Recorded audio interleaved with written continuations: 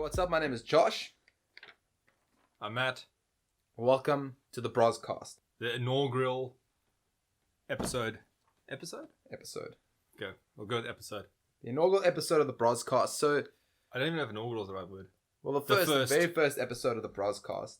So, basically, I guess what we can kind of start off with is, what is this Broscast? Basically, it's a podcast where, as the name might suggest, as you can imagine. As the name might suggest, we're two brothers who tend to talk a lot about games, comic books, movies, series, and that kind of thing. And we tend to find ourselves very entertaining, and we tend to think that we each have very interesting viewpoints and good opinions. Interesting to us. Good opinions. So we thought, why not put it together in a little bit of a podcast? And yeah, so that's what the Broscast was. How it was born. And essentially what this podcast is we're going to be talking about games, movies, TV series, and that kind of thing, as well as weekly we'll have a main topic, which we're going to be talking about, as you saw in the title of this podcast. Today we're going to be talking about Spider-Man Far From Home, the latest Marvel movie, and which we just saw, which is very exciting. We'll touch on that a bit later.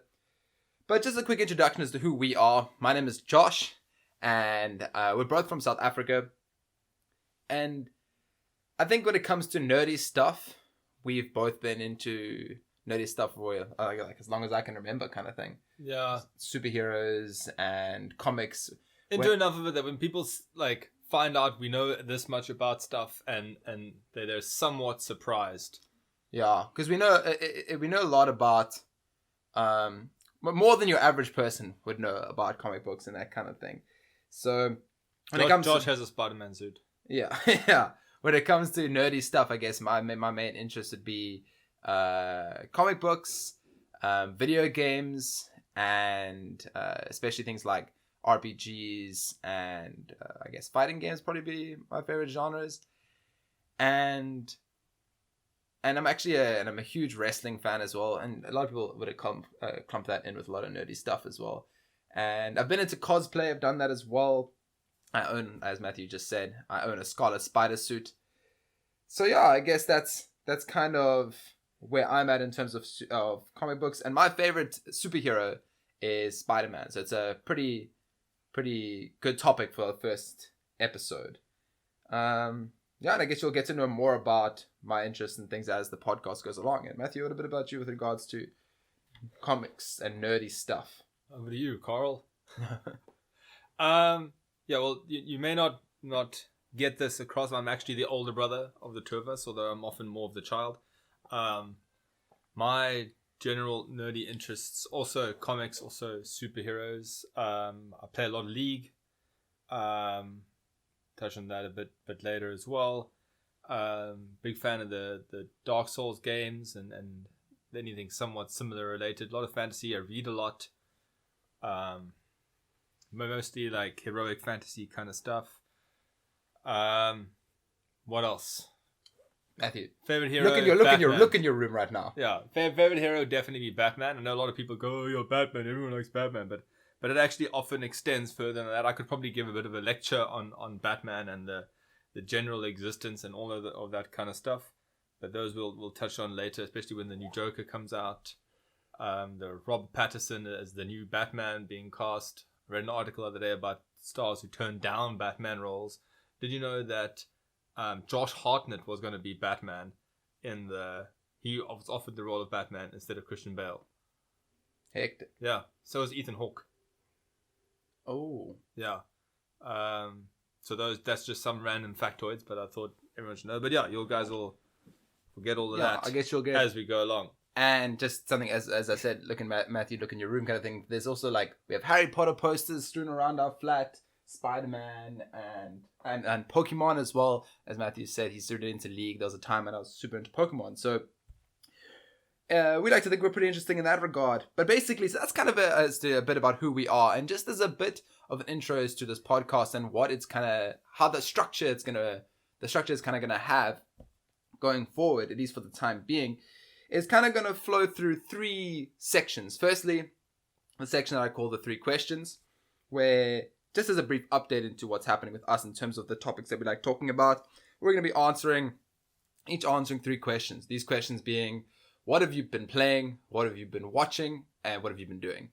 All related to the topic of superheroes, comic books, TV series, video games, that kind of thing.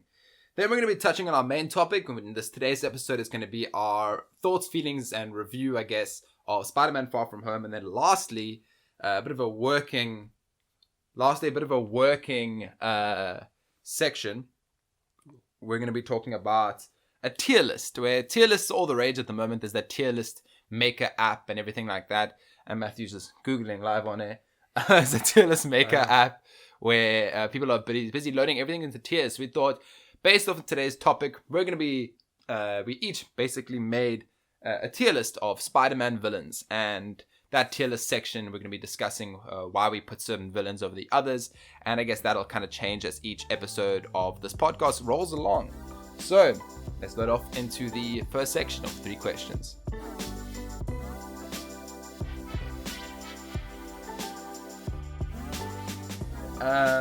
Okay, so Matthew, you asked the question. You answer the questions first. What have you been playing? I don't want to. Well, I don't give a damn. What have you been playing? Your bit of 3 things. Well, League as a rule is normally my default. Going through a bit of a support kick. For those who don't play League or know anything about it, you've got 5 roles: top lane, middle lane, bottom lane, and support, and then jungler. So, yeah, 5 roles.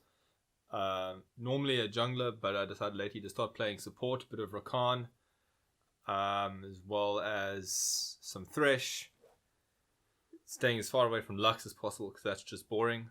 Isn't there a new champ out now as well? Yeah, I don't like her very much. Kiwana, I can't even say her name properly.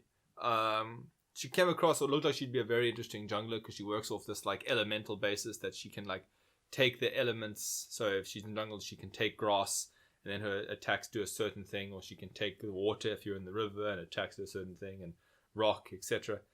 I know it's just not versatile. She doesn't have a very fast jungle clear either. Like even later on as you go through, she probably just requires a bit more of a work through for me to get used to her. But she's not really my play style. It's the same way.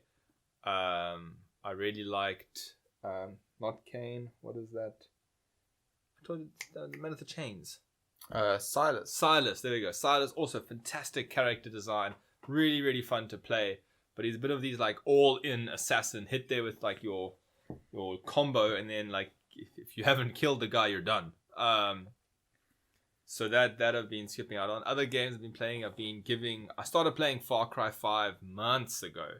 But like when I didn't have a lot of time to dedicate to games, so like I'd play it for like half an hour, 20 minutes or whatever. And then it's just not enough to sink into such a good game. It's such a well-rounded game, especially because I love the Far Cry series. So like Far Cry 3, well, when I say the series, I never played 1 or 2. I jumped in at 3 and it was life-changing. 4, I don't know, it's one of those like reinventing the wheel. They just broke so many boundaries they broke so much new ground for the Far Cry series with Far Cry 3. That Far Cry 4 was just kind of much of the same in an also somewhat jungly setting. So it didn't change that much. Still a fantastic game, but there wasn't a lot of jump around. Far Cry 5 is just, for those who don't know, it's set in almost like, kind of like the south of America. Not South America, like the South. It's about a cult, and they've kind of taken over like a whole state. And you are like a deputy that's gone in there to try and stop this. And it's actually really, really crazy. Like so many, you can just spend hours doing side quests, tracking down like fellow resistance members and so on. So really, really enjoying that. There's a lot less on like the hunting, crafting stuff. There's actually no crafting now that you think about it, because in the previous games you'd have to craft your satchels and your gun holsters and so on, like hunt certain animals and everything, which was like, I still remember being as scared as I was of the sharks in Far Cry 3. I don't like sharks. Actually, no, I love sharks, but I'll just stay on the land and they can stay in the water. But you had to nowhere near the sea. Nowhere near the sea. Born in Durban, but nowhere near the sea. And then I'm also playing Sekiro. I always battle to say that name. Shadows Die Twice. Twice. Yeah.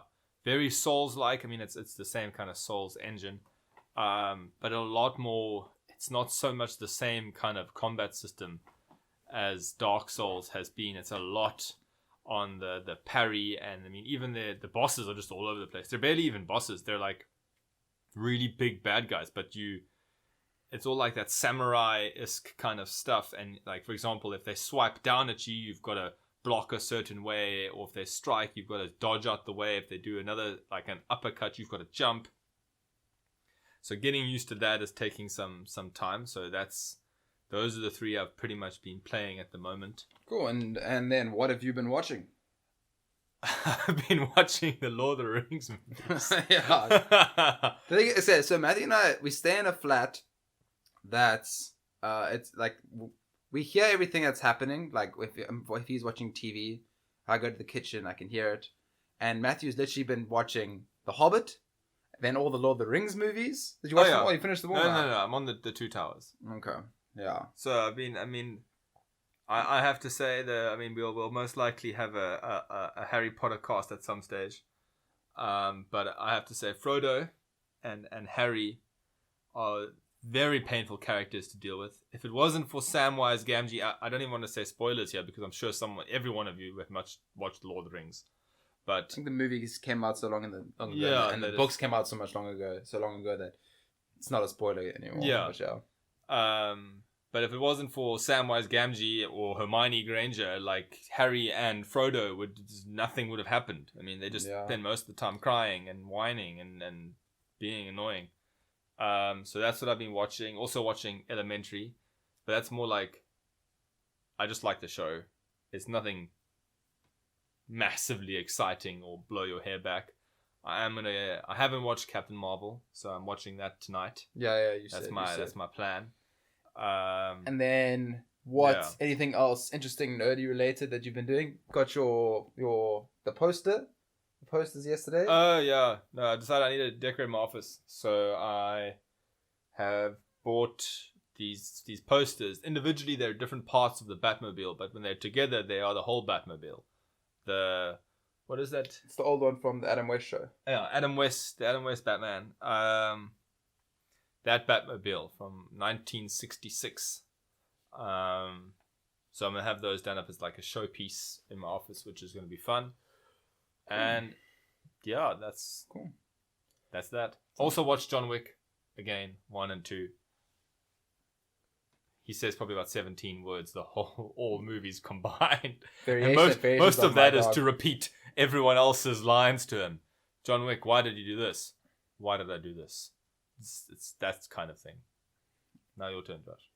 Tag. So you're going to ask me the questions now. What have you been playing? What have I been playing? I recently got Wolfenstein, the New Order, which is a game series I've only recently decided that I wanted to get into. And yeah, enjoying it. The first one was on sale on the PlayStation Store. The graphics have really held up, I have to say. Yeah, 100%. No, excellent. It looks great. It does look kind of like Bioshock, that kind of graphics. Yeah. So they couldn't really date very much if you think about it. They're not trying to look superhuman. Yeah. No, it looks, and the story is great so far. Essentially, in a nutshell, it's for those of you that don't know anything about the Wolfenstein series, it's like an alternate timeline, I guess, where in the end of World War II, the Nazis won, kind of thing, but they had some form of advanced technology at the time. Of course they did. And you wake up many years after the events of World War II, and you're leading a resistance, basically. And yeah, it's really cool. I'm not that far. I think I'm like maybe like 4 hours into it. I spent the first couple episodes with like a walkthrough, chapters like a walkthrough, trying to get all the collectibles as well. But then I realized that I wasn't engaging myself fully, so I was like, nah, I'm just gonna enjoy it and see what collectibles I get. And if I enjoy it enough, I'll play through it again try to get all the collectibles. But yeah, no, enjoying the game very much, and I think that's all I've been playing. I haven't really played a lot. Showdown. On the odd occasion I play Pokemon Showdown. On the odd occasion throughout the week, if I've got a bit of time on my hands. Otherwise, what have I been watching? I've recently started watching iZombie on Netflix, and that was just out of like randomly. I was like, let's just see what I need to watch. I need to get back into that. I was super into that for like 3 days. No, I'll watch it again. But more than that, like a week. But yeah, so I recently got into iZombie. Yesterday I watched the last episode of season 2 of Stranger Things again, so that I could preempt watching season 3. And then I just didn't start watching season 3 yesterday because I know that when I start watching, I'm not going to stop. So I was like, it's a bit late in the day. It felt like a commitment. Yeah, as much as I'm like super keen and I love the series, I don't think I could commit. But iZombie is based off a comic book, for anyone who doesn't know. A girl that turns and becomes a zombie, and when she eats a brain, she gets the person's memories and things, and she uses this information to solve crimes. Like mannerisms. And like their mannerisms and their interests and things like that. Personality traits. Really, really good. Really entertaining, actually. I've been like outwardly laughing when I watch it by myself. So that's when you know it's actually quite funny. That's just because he's actually weird. It's okay. That's when you know it's actually quite funny. And then, what have I been doing? Wait, hold on. What did you stay up until 1 o'clock in the morning last night watching? Oh, true. I watched the Men in Black movies again. I watched Men in Black last week. With dedication. Yeah. Watched Men in Black 1 last week. Then I watched Men in Black 2 and 3 yesterday. That was great. Men in Black 2 is, I don't know. More of Will Smith being Will Smith? It was a lot of Will Smith being Will Smith. Especially number 2. Did he say dang a lot? Dang, he said dang a lot. Yeah. And he does the dog. And he does the Will Smith like screech when he's like thrown into the air all the time. He makes the Will Smith noise, which also obviously I know it's still Will Smith, but it sounds like Oscar from Shark Tale. Yeah. I can just see him when he's making like the shriek and stuff. So really enjoyed those, especially Men in Black 1. Men in Black 1's excellent. Men in Black 2 is not as good as I remember it being, and it was my first time watching Men in Black 3. Doesn't he talk about like when they neuralized that like couple in the go to Cambodia. Go to Cambodia, spend more than $3 on a lobster. Yeah. No. Great. That guy's funny. Do you guys want some mini pizzas? Yeah, they're really good. They're really good, bit of cheese. Oh, just make them quick. Thanks, Mom. No thanks, Mom. We're okay. And the guy just like watching the old documentary, and he's like mouthing along the words. And the Star of Zarthon or something. I think it's Zarthon. Anyway, what have I been doing? Recently got into... I realized that I really want to start reading comics again. Because it's been a while since we've tried to read comics up to date. So... But like when the last time we got into reading more episodic comics, comics serially, we were looking up... We were looking up... There was around the time of New 52. So we were able to read comics as they were coming out around that time. But it's been a while, so I had to like look up this whole guide on where to start again on Marvel and things like that. And I found this comic book publisher, Valiant Comics. So I've been reading some of that, which is really, really cool. Basically, it's like a whole different universe. Obviously, it's not DC or Marvel. Whole different universe where there are all these own superheroes. And I've just been reading the one about Man of War. It's a guy that has he's one of the Visigoths. When the Visigoths were warring with the Romans and so many 100 years ago or whatever, and he gets abducted. You should watch Spartacus. I haven't watched Spartacus. You should watch Spartacus. Is it great? It just made me think of that now. It's unnecessarily violent, but really cool. How many seasons are there? Like 4. The first one's the best one. First one's got Andrew... I can't remember what his surname is. He was the original like Spartacus in the show, but he died of cancer. Hectic. Yeah. So then replaced him with someone else. But they still call him. He finished the first season.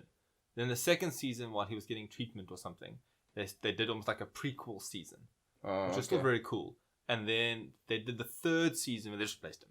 Oh, okay. So it's not as good. The first 2 watch. The third one is still fine. Like it's just not as badass. We'll add that to the list behind Stranger Things and finishing Arrow. So I've been reading that. And he basically gets abducted and gets like this alien suit of armor. That's really cool. Yeah.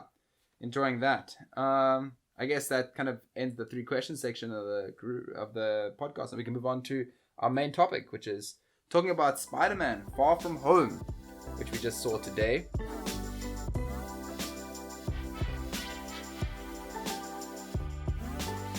Overall thoughts? Just under 2 hours ago. Overall thoughts? What did you think? I thought it was really good. Oh, so preface. we're not out here to spoil things, and we're definitely not going to give big plot points, but I guess if you have absolutely no idea, if you saw the trailer for Spider-Man Far From Home, and were like, oh, who is this guy, looking at Mysterio, then more than likely things will be spoiled. Mysterio's the guy that has like the fishbowl on his head in the trailer. Fair warning. Now that had you have been warned, turn it off now if that's the problem. Mysterio is a bad guy in the comics. So if you just look up Mysterio, it'll tell you villain. Spider-Man villain. So now that you know that, we're not going to talk about how he comes into creation in the movie, but yeah. So yeah, I feel like you don't even need to type like more than the word Mysterio into Google to get that information. Yeah, exactly. So if you didn't know that, yeah, I know. I thought the movie was good. I thought it was keeping in the tone, the somewhat like light yet also progressive tone of the Spider-Man movies, where like he's still very. I mean, he knows his powers to a degree, but he's still a kid. He's got like kid problems, and he's still got like crushes to deal with and school, and then the whole fact that it happened after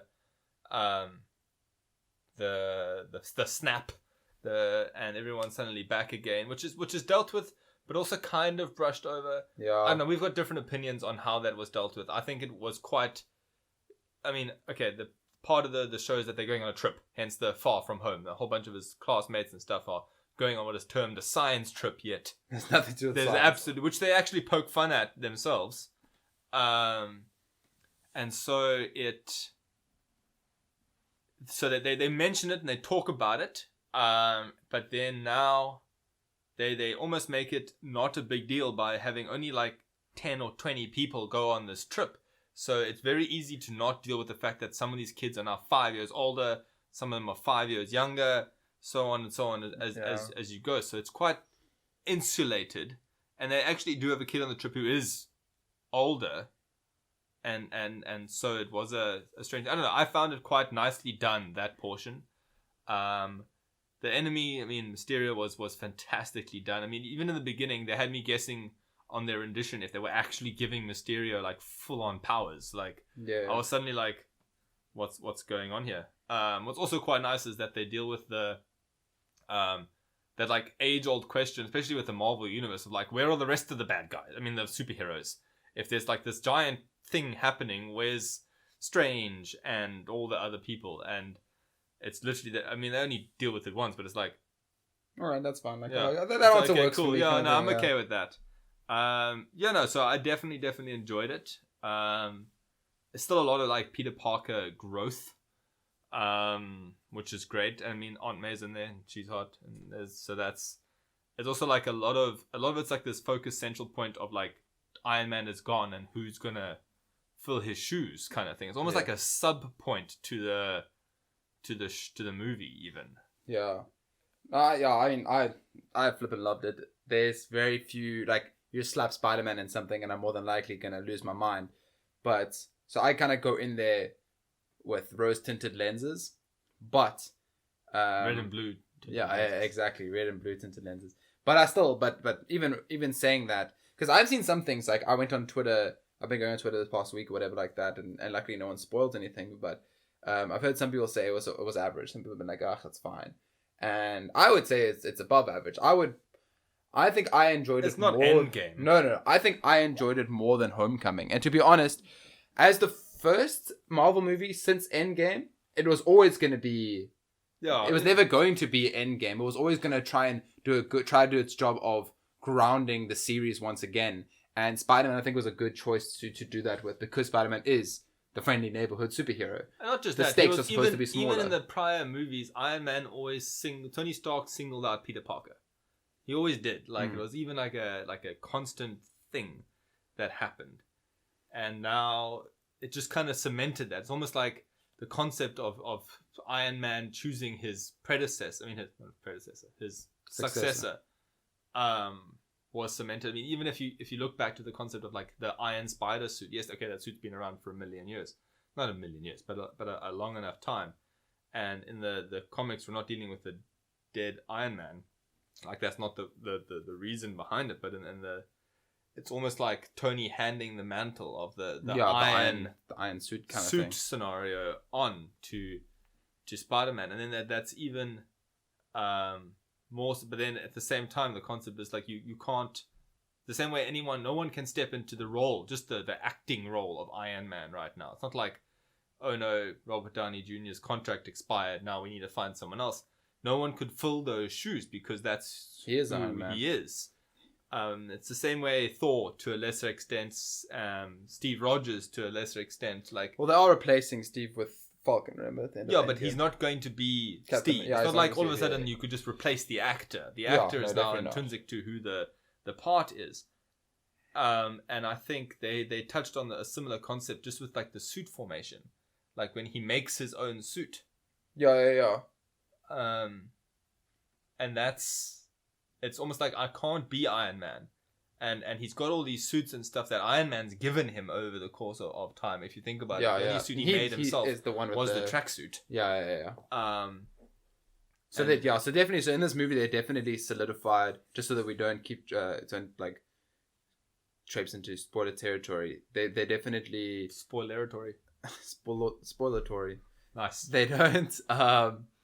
They do a good job of having the theme following through of all the movies of the relationship between Peter and Tony, and they definitely. I think there were some questions people had. Was now that Tony can't be in Far From Home, how is that going to just be dropped? Are they going to address like a sense of loss? And it's a big overarching theme in this movie, and I think that there's good closure in that story for sure. It can't be something they carry around. Yeah, I feel like almost every movie from now, like every first one of each movie, is going to touch on the end game repercussions. For sure. Like, I mean, the next Ant-Man and Panther, less so Panther, because what is Panther going to deal with? Well, people did. He left. Yeah, I suppose he left for 5 years. Who was the king for that period of time? Yeah, exactly. No, I think they definitely will. But yeah, no, I think... And Thor just leaving. Yeah, Thor's just joining the Guardians. Yeah. But Thor's just gonna have a measuring contest with Chris Quinn. Pratt, basically. I refer to him as Chris Pratt.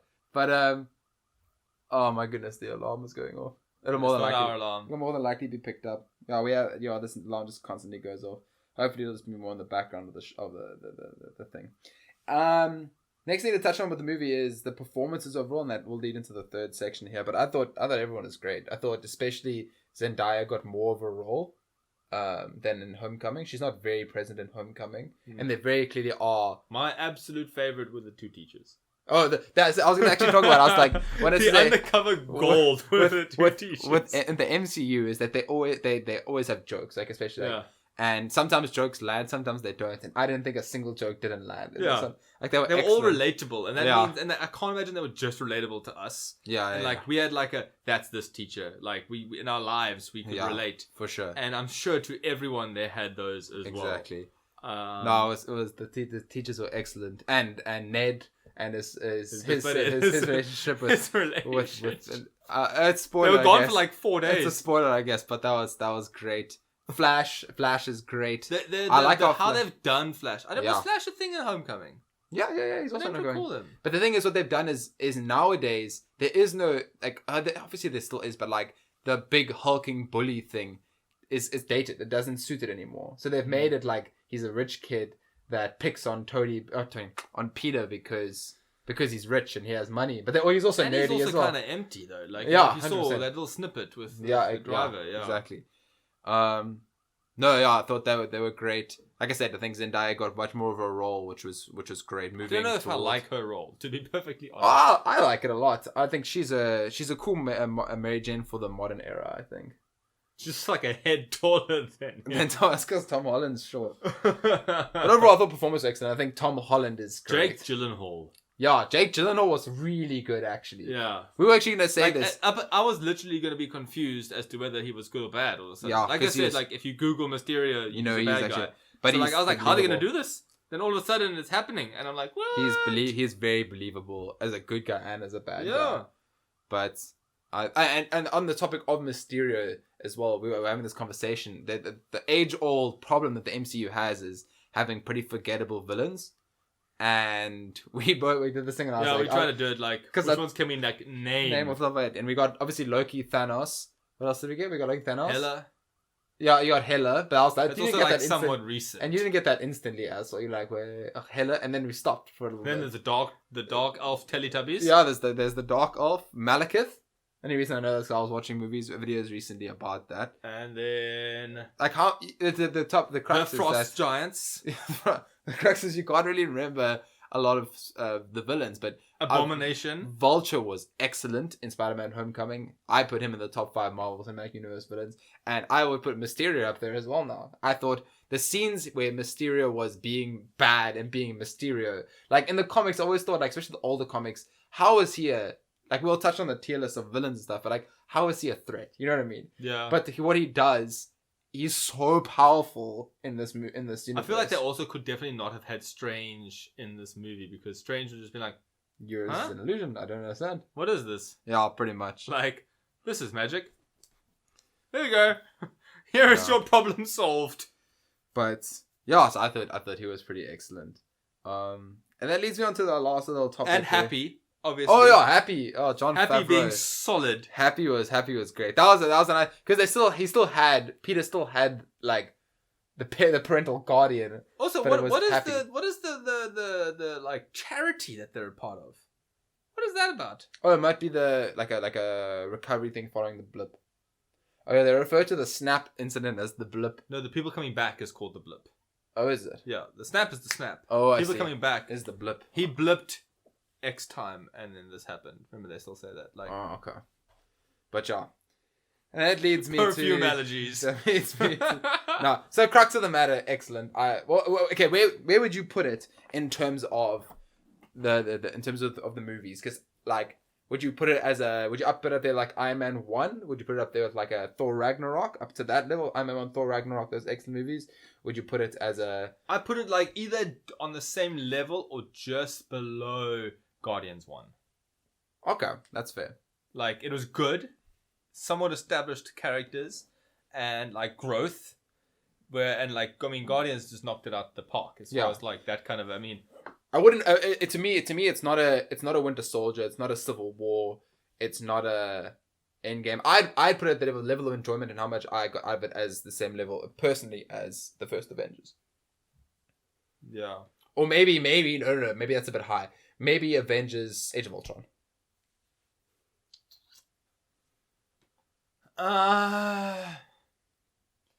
Yeah, I'm gonna stick. Guardians 1. I'm gonna stick with Guardians 1 or Ragnarok. Not the same tone. But up there with Ragnarok. Ragnarok is huge. People love Ragnarok. Ragnarok is fantastic. That's what I'm saying. Would you put it up? The sun's getting real low. The sun's getting real low. Would you put it up there with Ragnarok? Yeah, those two up there, like either like better than Guardians 2. I enjoyed them more than Guardians 1 with the dance off. That was that. Yeah, it was Guardians. I still remember with Drax was like, so tell him about the dance off. I saved the universe with the dance off. It's like I did that. Like in Footloose? Exactly like in Footloose. Is this the greatest movie ever? No, it sucked. It never was. Okay, yeah, well, Matthew would put it up with Guardians 1 or Ragnarok. I'd put it up with about Age of Ultron. Yeah, I'd say around there. I enjoyed it as much as I enjoyed Homecoming, put it that way. Yeah, it wasn't lower than Homecoming. No, definitely not. Personally.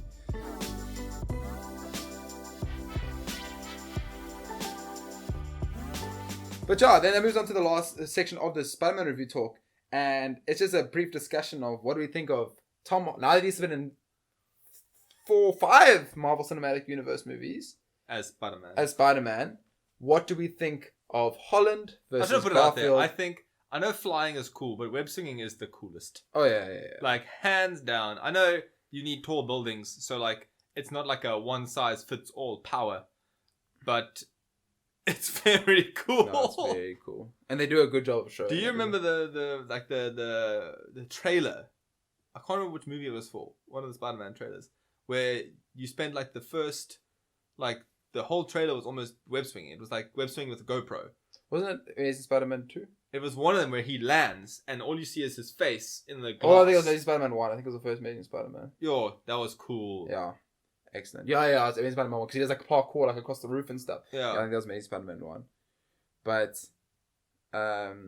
yeah, is what do we think of Holland as Spider-Man versus Garfield as Spider-Man versus Maguire as Spider-Man?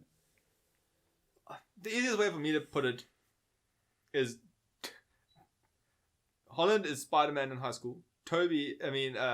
Garfield is Spider-Man in university, kind of thing. And Toby is Spider-Man with a mortgage and a retirement And you plan. can tell. Teaching the Boy Scouts. He looks so sad about it as well. Yeah. With the finger He's guns. trying to pay a mortgage with the money he makes from selling photographs. And pizzas. Remember the pizza delivery guy. Anyways. I was never really a big... Yeah, I loved Garfield. I was never a big Toby fan. Same. I felt with Toby, He was a good early Peter Parker. Yeah, Peter Parker is supposed to become cool. Like, even if you've watched the shows, read the comics, any of it, like, he's supposed to become cool. Never, like, super self-confident, but he becomes cooler. Yeah, especially with his powers. More confident to a degree, especially with his powers and stuff. And Toby just never carried that. Like, they even made him chirpy in his suit, and it just didn't mesh. That didn't land. It sounded like dad jokes. Yeah, whereas, like, Garfield was the best at the quips. I mean, like I was saying to Josh earlier, like, one of my best moments, I know Amazing Spider-Man 2 was not the greatest, but one of my best moments is that last scene. Now Garfield's been sad because Gwen Stacy's dead, and suddenly he hasn't been around for a while, and Rhino is just a throwaway bad guy. Rhino's just there, he just appears. He has a giant freaking metal suit, but like whatevs. And this little kid steps out like, ha, Spider-Man. Oh, puny little whatever. And then suddenly the Garfield like taps the shoulder. It's like, I got this kid. Yeah. And then that moment was just like, very Spider-Man. It was just fantastic. And that last scene where he just grabs the manhole cover and it's like, swings it in, yeah. Yeah, like that was awesome. I think Tom Holland has definitely captured being Spider-Man and being Peter Parker the best out of... And also school Peter Parker. Yeah, but I mean, they're playing a 16-year-old. Even if another movie comes out next year, he'll be 17. And he's still... A year after that, 18. Yeah. And it's unlikely he's going to get a growth spurt. No, he's already my age. He's already like in his early 20s. But, yeah, I would say Tobey Maguire plays a good Peter Parker in the beginning, but I never... He plays a good Peter Parker before being bitten. Yeah, no, exactly. And then becomes Andrew Garfield. No, whereas Andrew Garfield also played I think Andrew Garfield doesn't get enough credit for the Peter Parker he played, considering the time period he played. Like the generic nerdy Peter Parker doesn't really exist that's anymore. Also another nice thing. So is like Toby was he was a nerd for that time. That's what he looked like. Whereas now he was also the nerd for like the original comics. Like that's what I mean. Whereas like nowadays, the Andrew Garfield's Peter Parker, people go like, oh, he's too cool, or he's like too good looking or whatever to play. And I'm like, but he's awkward and he's got like the social awkwardness. The loner. And he's got exactly, and that suits it. Whereas now, I feel like Tom Holland also suits being, Garfield would wear a turtleneck. Yeah, he'd be one of those. Whereas now, I feel like Tom Holland plays a good Peter Parker for now, another time period, as well as a good Spider-Man for now. And which I thought Garfield did as well, but not everyone agrees. But yeah, so that's our overarching thoughts on Spider-Man Far From Home. So we're going to hop into the very last segment of this podcast, where we're going to be talking about how we tier the main Spider-Man villains. How many did we go through? Like 20? Quite a few. It's about 20 something. 1, 2, 3, 4, 5, 6, 7, 8, 9, 10, 11, 12, 13, 14,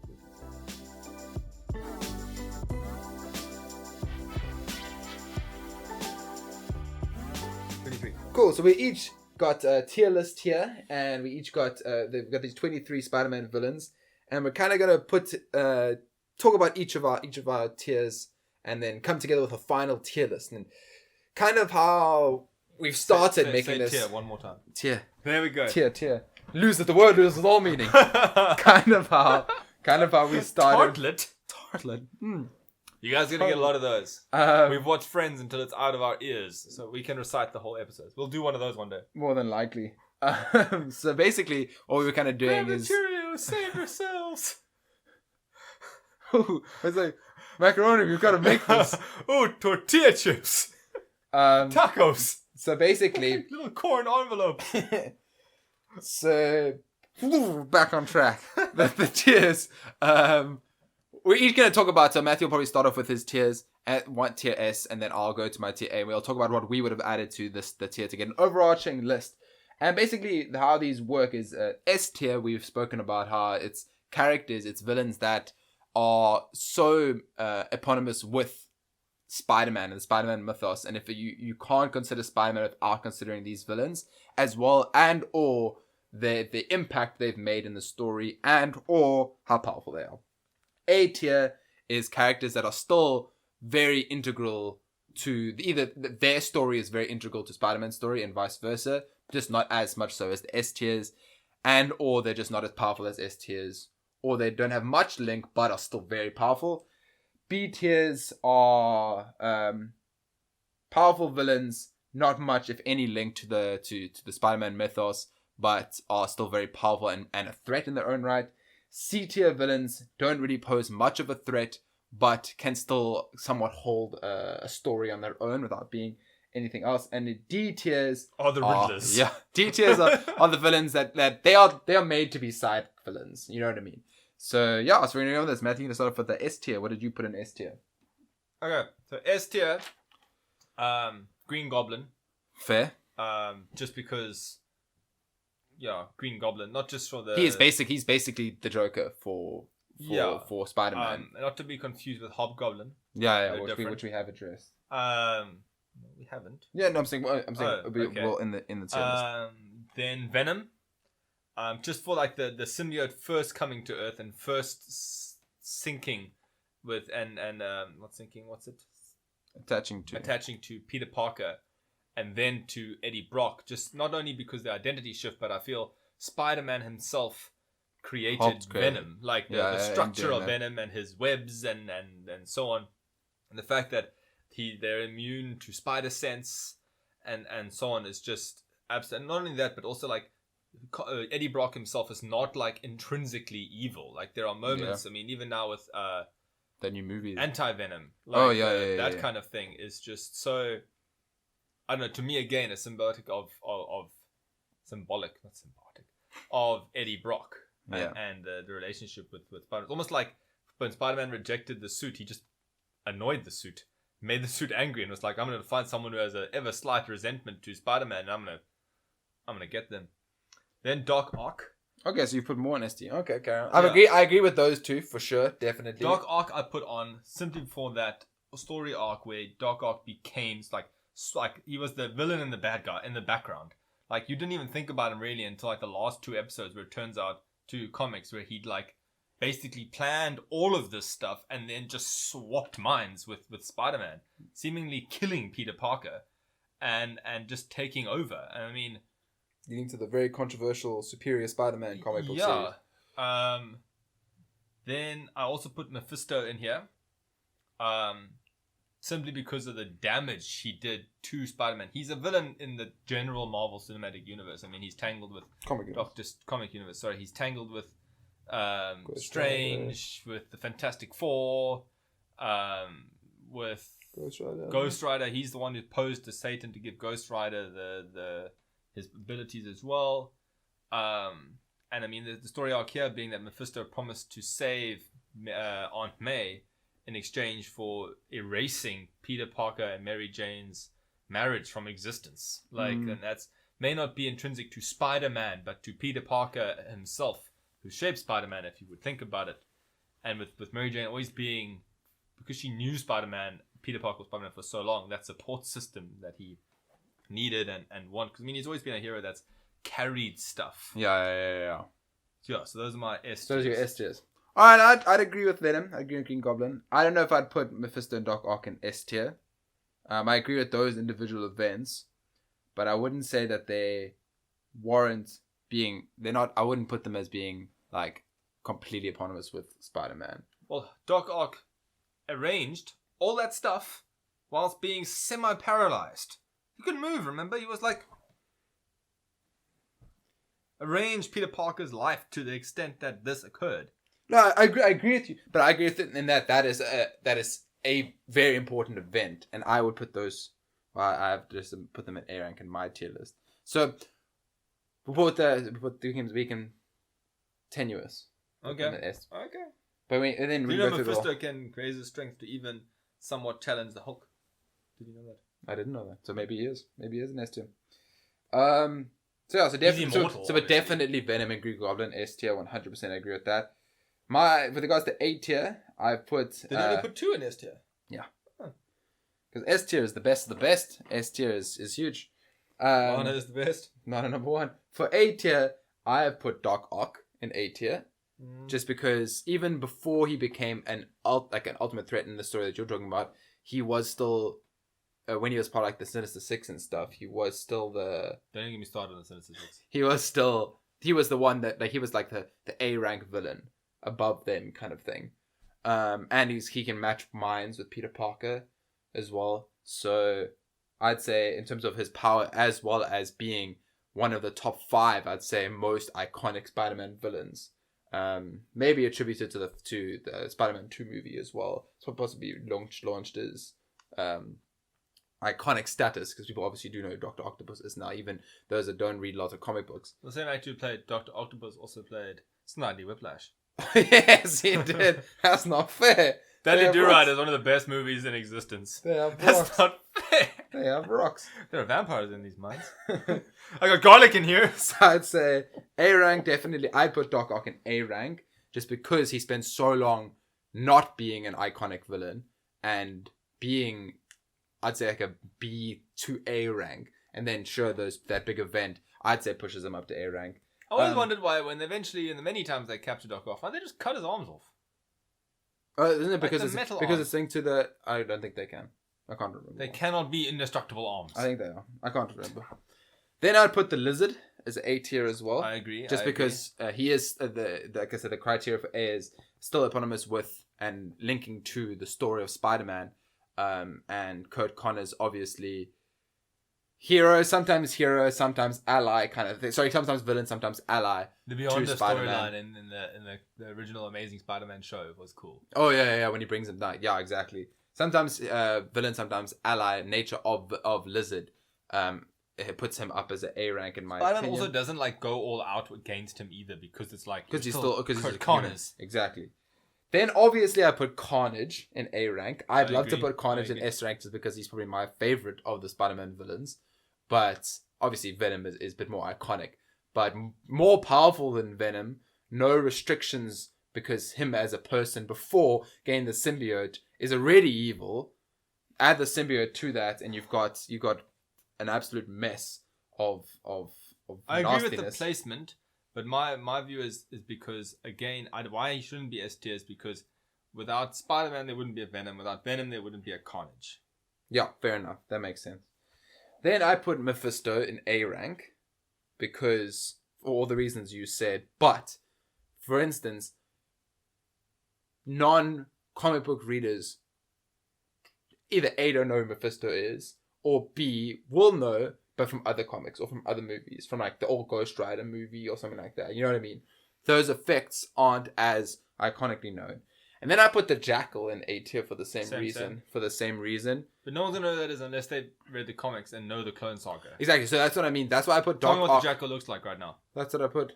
I don't know what the Jackal looks like. What does it look like? He's green. He wasn't always green, but I'm just saying a lot of people won't even know what. They Oh look like. yeah. But I'm saying, He but looks just like in a terms giant gremlin. yeah, but just in terms of of A tier being these characters that are linked to the Spider-Man universe, but might not either necessarily aren't as powerful or only have like one big link. That's why I put Doc Ock, Mephisto, and Jackal here because their existence trigger these big events, being the Superior Spider-Man things, the losing, getting rid of the Mary J and Peter marriage, and then the Clone Saga. Obviously, that's why I put them in A. Anything else in A that you would have added? I put the Kingpin in A. Yeah, just because okay, he's not a strictly Spider-Man bad guy, but it doesn't take a lot of people, if you say Kingpin, they either think Daredevil because they've recently watched the Daredevil show, which is excellent, or they think Spider-Man. Like those are the two things they think because he's also in Spider-Man, especially in the old cartoons as well. But he's also in the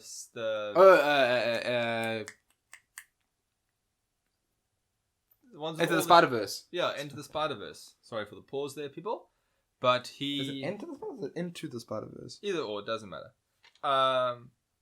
So, and also just for his sheer reach, as a character, and the power he has. So, other characters we'll get to later, Tombstone, They're like Hammerhead. They're like D-grade versions of him. Yeah, they're like Fair. knockoffs of the Kingpin. As far as the crime lord As far as character crime lords works, go, he's the big one.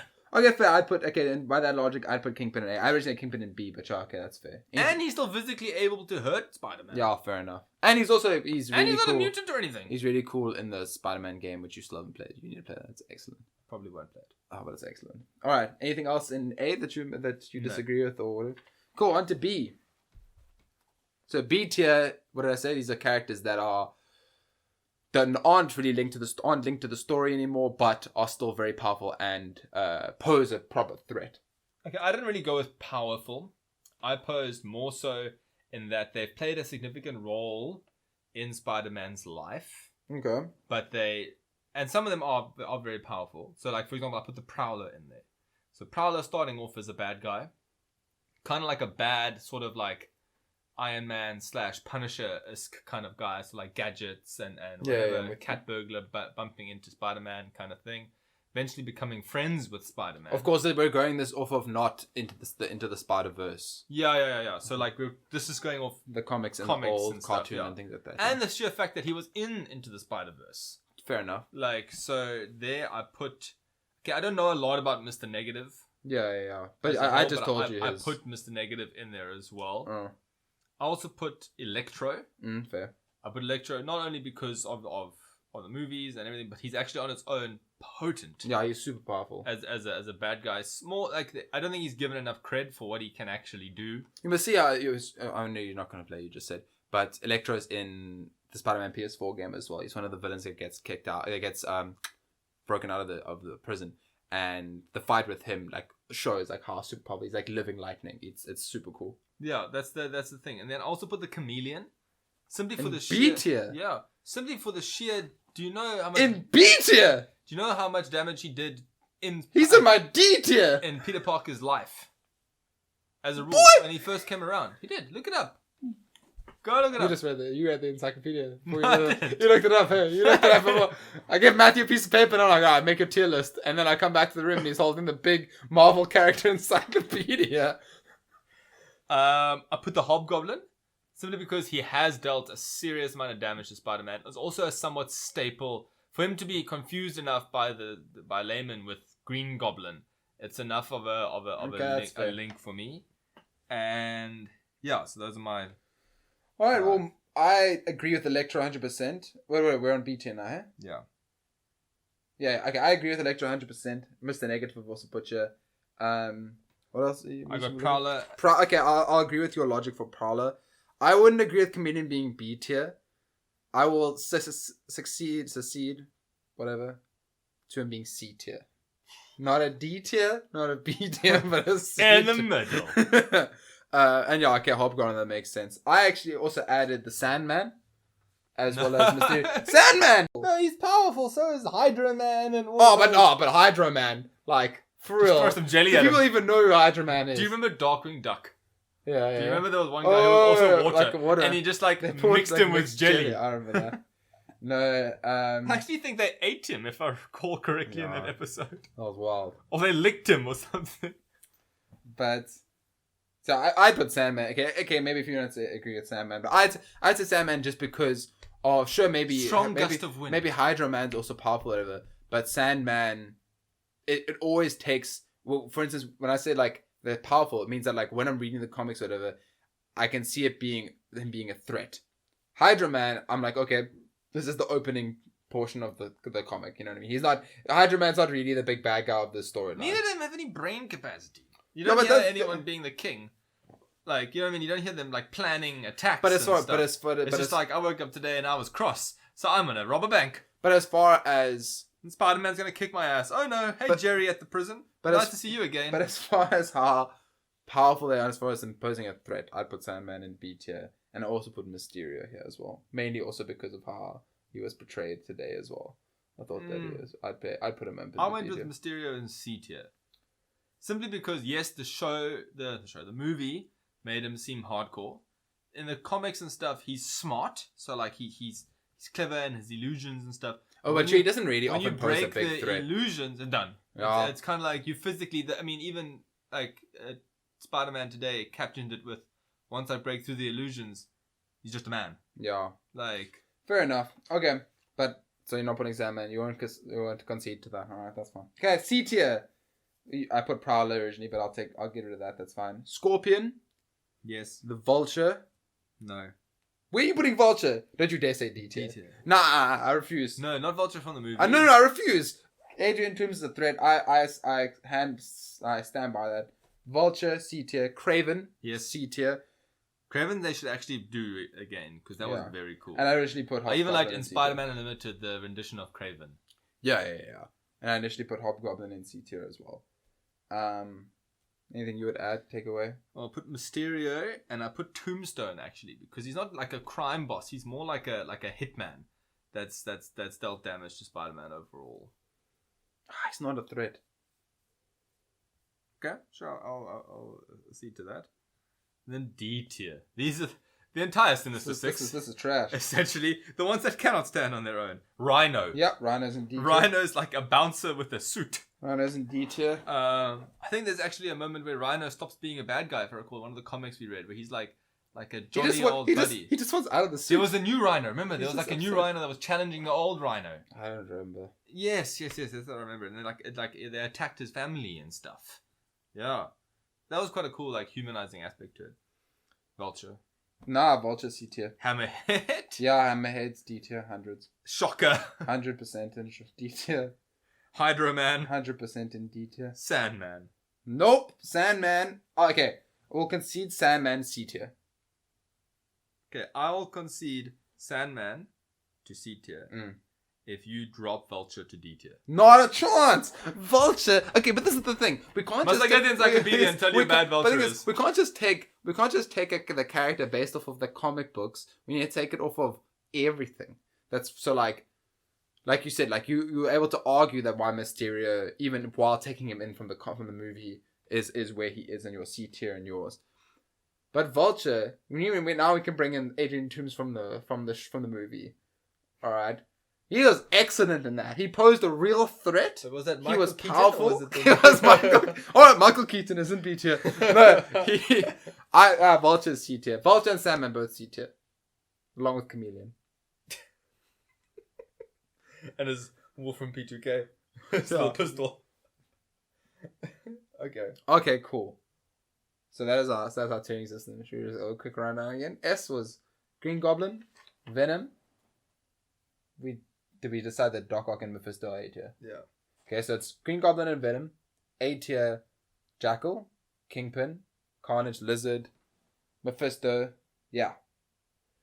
B tier was more your one, eh? B I'd tier say was they're Prowler. A+ tier. What?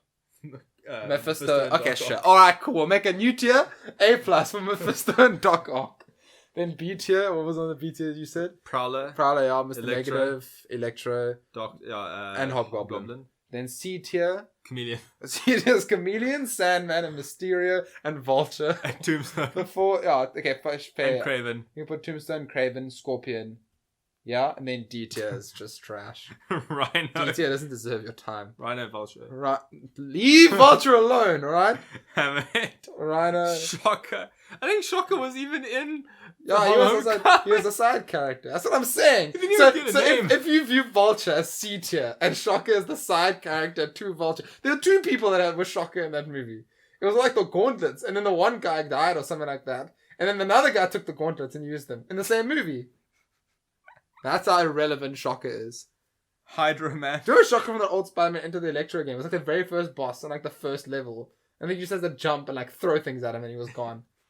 And when you are the first level boss to a game surrounding Electro, then you know. We like Electro. We put him at B tier. That was a great game. But if you want it to be a villain in the first level to a game where the villain electric is webbing. That game was excellent. That game and frost webbing. How many suits there were in that game? So many. The Amazing Bagman. Amazing Bagman suit. You think there's lots of suits in Spider-Man PS4? Play Spider-Man 2 Enter Electro. Negative Zone. The Negative Zone suit. The Spider-Man Phoenix suit was in there. Remember that? Literally just had the Phoenix Force symbol on it. Oh. There was Quick Change Spidey. There was the Scarlet Spider. Ben Reilly was in there, the Ben Reilly suit. Yeah.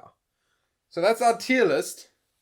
Let us know what you think about that. I think that's all. That concludes us for today, hey? We decided on inaugural, hey? The inaugural episode. The inaugural episode of the Broscast. Of the Broscast. And yeah, I guess let us know what your tier lists are, where you would place, or what your favorite Spider-Man villain is, what you thought of Spider-Man Far From Home. And be sure to follow us on the various platforms. I've not quite decided what this podcast is going to be on. Definitely on YouTube, Spotify, and SoundCloud. Eventually Spotify, if I figure out how to do all that. So follow us on the various streaming services. And be sure to stick around for the next episode. I'm Josh. I'm Matt. And this has been Broscast.